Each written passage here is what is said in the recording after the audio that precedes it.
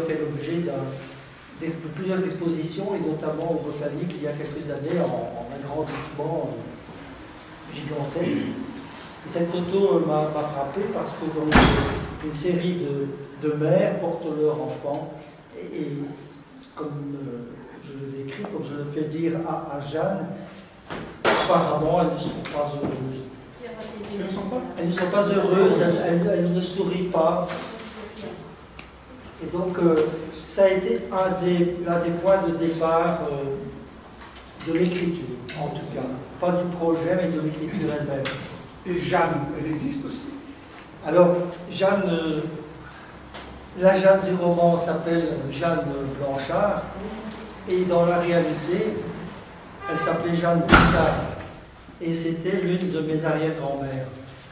Et donc, ce livre était un projet que je portais en moi depuis très longtemps, et j'en ai fait mon, je pense, 5e roman, parce que ça a été longtemps un mystère, cette Jeanne. C'était la mère de ma grand-mère paternelle, et quand nous étions enfants, nous savions qu'il y avait les enfants savent toujours, qu'il y avait un mystère sur la naissance de ma grand-mère.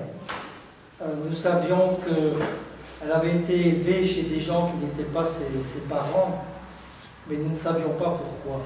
Et quand nous interrogions ma grand-mère, je dis nous de la part de mes sœurs et moi, elle ne répondait pas. Mais qui était ta vraie maman?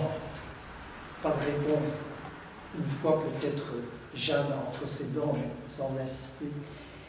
Et puis après le décès de ma grand-mère, nous avons eu la révélation de tout le secret qui était caché depuis si longtemps, en recevant de la part de gens qui avaient hérité du mobilier de la famille, disons, nourricière de ma grand-mère.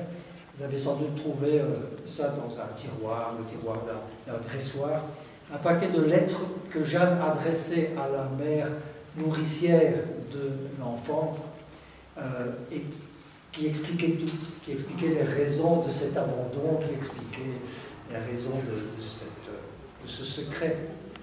Et une dizaine d'années après, au moins, voire 15 ans, j'ai osé prendre ces lettres et en tirer la confession de Jeanne, qui n'est plus tout à fait ma grand-mère, qui est devenue, ou mon arrière-grand-mère, pardon, qui devient un personnage du roman, mais en même temps, qui parle au nom d'une femme de chair et d'os.